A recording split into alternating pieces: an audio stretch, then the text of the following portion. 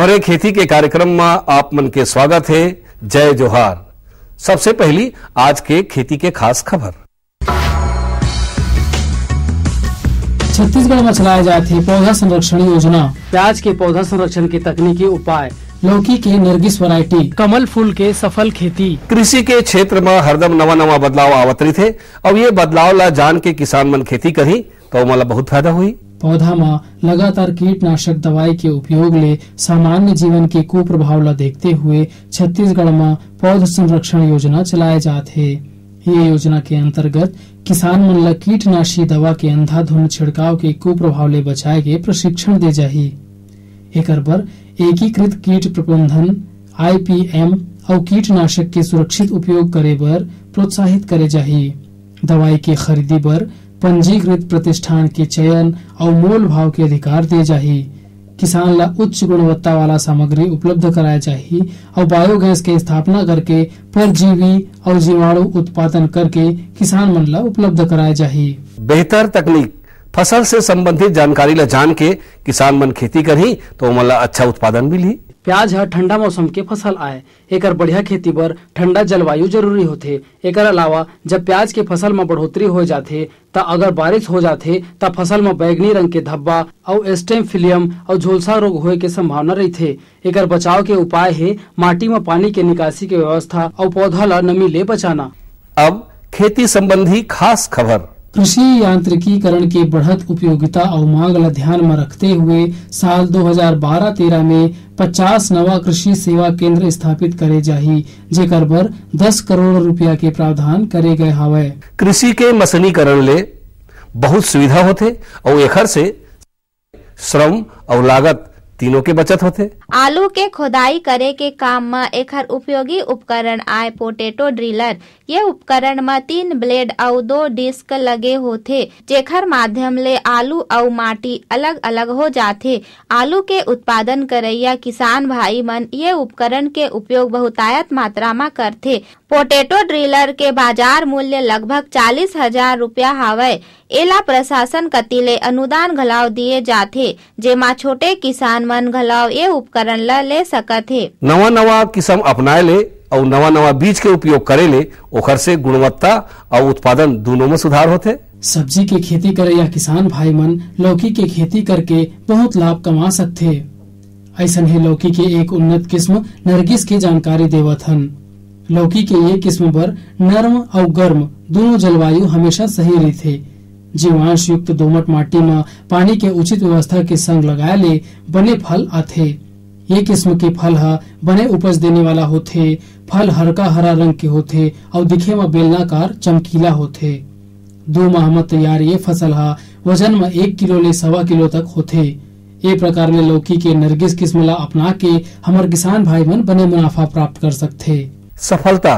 अगर कोनो किसान हा नवा जानकारी के हिसाब से खेती किसानी करके सफलता प्राप्त करते तो ओखर सफलता से और किसान मन ला घलो प्रेरणा मिलते।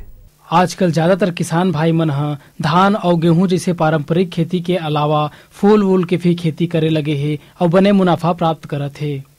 इसको हिंदी में कमल ककड़ी बोलते हैं, हम लोग छत्तीसगढ़ी में ढेस बोलते हैं। जानकारी देवत ओहर बताथे कि ओखर ये कमल फूल के खेती करे में निंदाई कोड़ाई सिंचाई बुआई और खाद पानी के व्यवस्था में ओला लगभग 30 ले 40,000 रुपया तक के खर्चा आए हवय। और ओखर अनुमान है कि अपन ये उत्पादन ला वहाँ बाजार में बेच के लगभग 50 ले 60,000 रुपया तक के आमदनी प्राप्त कर ली।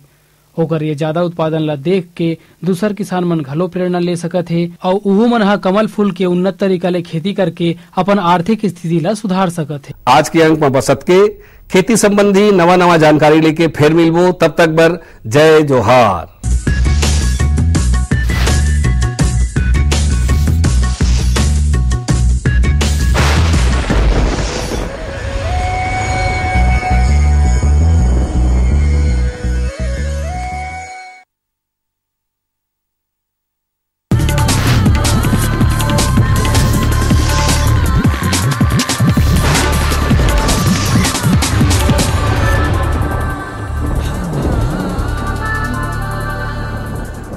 नमस्कार। मंडी भाव आओ आज जानबो हमारे प्रदेश के अलग अलग मंडी में धान फल और सब्जी मन के का भाव है। आज सरायपाली कृषि उपज मंडी में धान के न्यूनतम भाव 1120 रुपया और अधिकतम 1440 रुपया प्रति क्विंटल। आज राजिम कृषि उपज मंडी में धान के न्यूनतम भाव 1105 रुपया और अधिकतम 1510 रुपया प्रति क्विंटल। आज नेवरा कृषि उपज मंडी में धान के न्यूनतम भाव 1235 रुपया और अधिकतम भाव 1615 रुपया प्रति क्विंटल। आज धमतरी कृषि उपज मंडी में धान के न्यूनतम भाव 1199 रुपया और अधिकतम भाव 1355 रुपया प्रति क्विंटल। आज रायपुर के सब्जी मंडी में बरबट्टी के बने आवक देखे गए है। एकर व्यापार कर रहा व्यापारी मन बताथे कि थोक में एकर भाव 20 ले 25 रुपया है, वहीं चिल्हर में यह 25 ले 30 रुपया किलो में बिकत हावे। अब बारी है मंडी समीक्षा के। आज सरायपाली कृषि उपज मंडी में धान सरना ल भाव मिले है 1200 रुपया ले 1228 रुपया प्रति क्विंटल। धान IR 64 ल भाव मिले है 1155 रुपया ले 1240 रुपया प्रति क्विंटल। धान महामाया ल भाव मिले है 1170 रुपया ले 1305 रुपया प्रति क्विंटल। धान पतला ल भाव मिले है 1135 रुपया ले 1318 रुपया प्रति क्विंटल। धान अन्य ल भाव मिले है 1200 रुपया ले 1243 रुपया प्रति क्विंटल। आज राजिम कृषि उपज मंडी में धान सोना मासूरी ल भाव मिले है 1551 रुपया ले 1710 रुपया प्रति क्विंटल। धान HMT नया ल भाव मिले है 1399 रुपया ले 1551 रुपया प्रति क्विंटल। धान HMT पुराना ल भाव मिले है 1551 रुपया ले 1710 रुपया प्रति क्विंटल। आज नेवरा कृषि उपज मंडी में धान पतला ल भाव मिले है 1120 रुपया ले 1440 रुपया प्रति क्विंटल। धान अन्य ल भाव मिले है 1099 रुपया ले 1300 रुपया प्रति क्विंटल। धान सरना ल भाव मिले है 1200 रुपया ले 1328 रुपया प्रति क्विंटल। अब मोला दो विदा, फिर मिलबो, तब तक बर जय जोहार।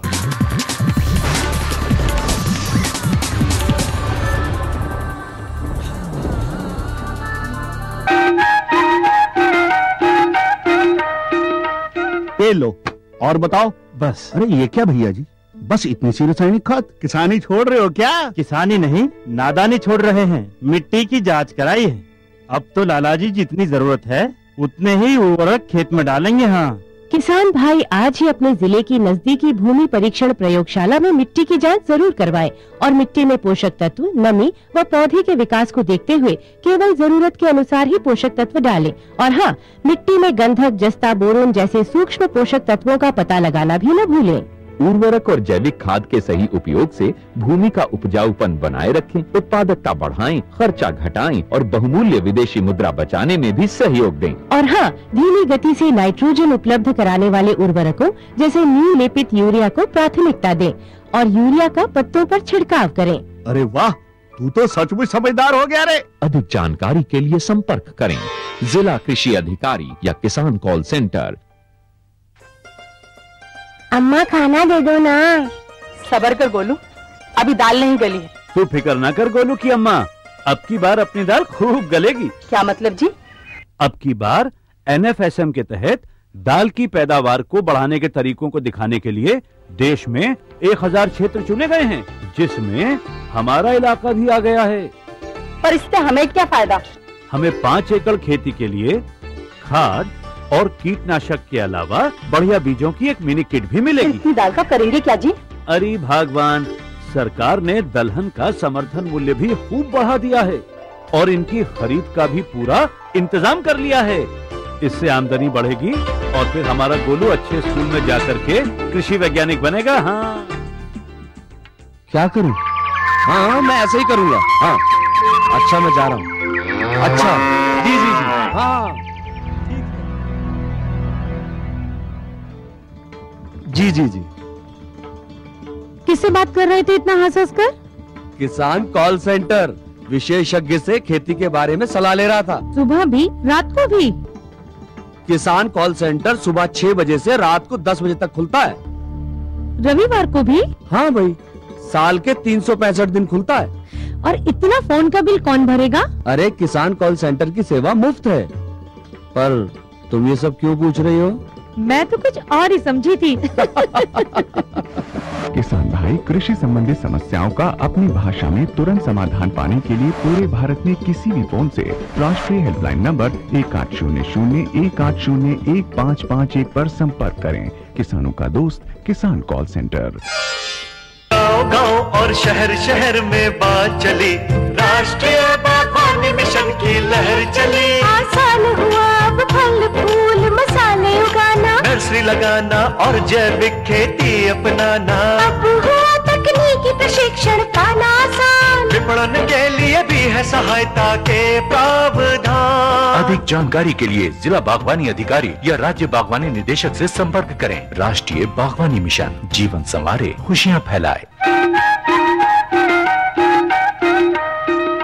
कार्यक्रम देखने वाले सभी किसान भाइयों को हमारा प्यार भरा नमस्कार। किसान भाइयों, हम अपने इस कार्यक्रम में आपको विभिन्न प्रकार के फसलों के बारे में नई नई जानकारियां देते रहते हैं। आज हम आपको बरबट्टी की खेती के बारे में जानकारी देंगे। बरबट्टी की खेती आधुनिक और वैज्ञानिक विधि से कैसे करें, आइए जानकारी लेते हैं। हमारे राज्य में जहाँ कहीं भी बरबट्टी को उपजाया गया है, वहाँ उगाए गए प्रक्षेत्र की दशा सुधरी है और उपजाने वाले किसान की माली हालत में सुधार हुआ है। बरबट्टी की उन्नत खेती के लिए इस बात पर भी गौर किया जाना चाहिए कि भूमि का पीएच मान 5.5 से 6 के बीच होना चाहिए। बरबट्टी ग्रीष्मकाल और खरीफ दोनों ही तौर पर उगाई जा सकती है।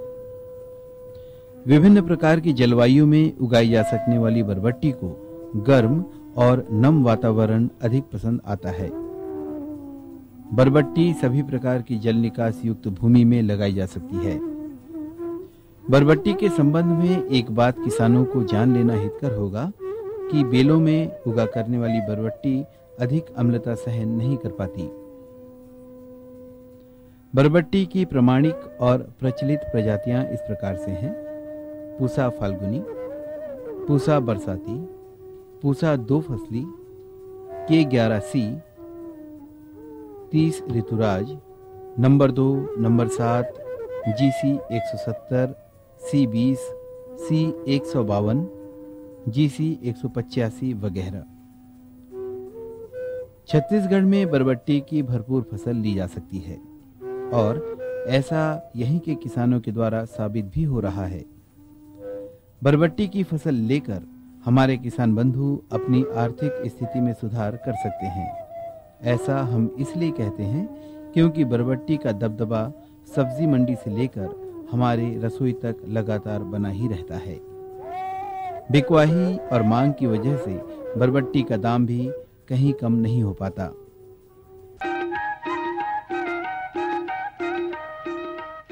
बरबट्टी की खेती में जल प्रबंधन का बड़ा ही महत्व है। सिंचाई कब कब और कितने दिनों के अंतराल में करनी चाहिए, आइए जानकारी लेते हैं। बरबट्टी की उम्दा पैदावार के लिए सिंचाई व्यवस्था पर भी ध्यान दिया जाना चाहिए। बरबट्टी का पौधा भूमि में पर्याप्त नमी चाहता है। इसकी व्यवस्था भी आधुनिकतम हो तो और भी ज्यादा बेहतर है। जल निकासी का भी ऐसा इंतजाम होना चाहिए कि जल की आवक और जावक बराबर बनी रहे। सिंचाई को लेकर दिखाई जाने वाली जरा सी सावधानी बहुत अच्छे परिणाम दिखाने वाला होता है। वैसे वर्षाकालीन बरबट्टी को आमतौर पर सिंचाई की आवश्यकता नहीं होती, लेकिन यदि वर्षा काफी कम हो या बहुत समय तक न हो रही हो तो आवश्यकता अनुसार सिंचाई की जा सकती है। स्वस्थ और पूरी बढ़वार वाली स्वादिष्ट बरबट्टी प्राप्त करने के लिए उत्पादक किसानों का चौकस और जागरूक होना बहुत जरूरी होता है। व्यापारिक तौर पर बरबट्टी के उत्पादन के लिए इन पौधों को पर्याप्त मात्रा में पोषक तत्वों का दिया जाना जरूरी होता है।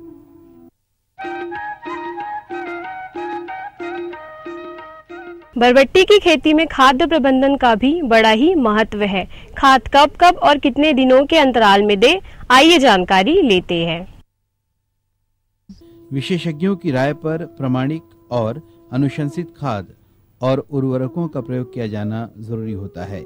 ऐसा करना उत्पादन की दृष्टि से भी बेहतर है और आर्थिक दृष्टि से भी।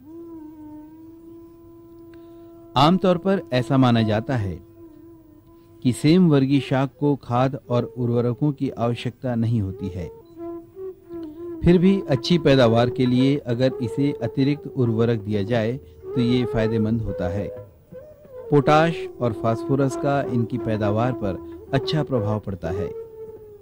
जमीन की गुणवत्ता की भी जांच करा लेना इस बात के लिए सहयोगी होता है कि वांछित फसल के लिए अमुक भूमि में कौन सी उर्वरक या कौन सी खाद ज्यादा फायदेजनक होगी।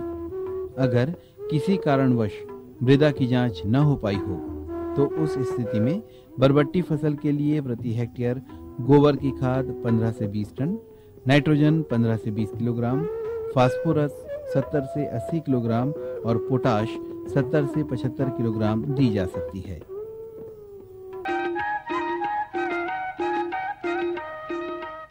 बरबट्टी की खेती में कुछ रोग लगने की भी संभावनाएं होती है। ये रोग क्या है और इनसे कैसे बचे, आइए जानकारी लेते हैं। बरबट्टी की फलियों और उसकी पत्तियों को लगने वाले कीट और रोगों से बचाना भी एक बरबट्टी उत्पादक किसान की जिम्मेदारियों के तहत आता है। यदि वक्त रहते इन रोगों पर काबू न पाया गया तो आर्थिक क्षति की आशंका हो सकती है।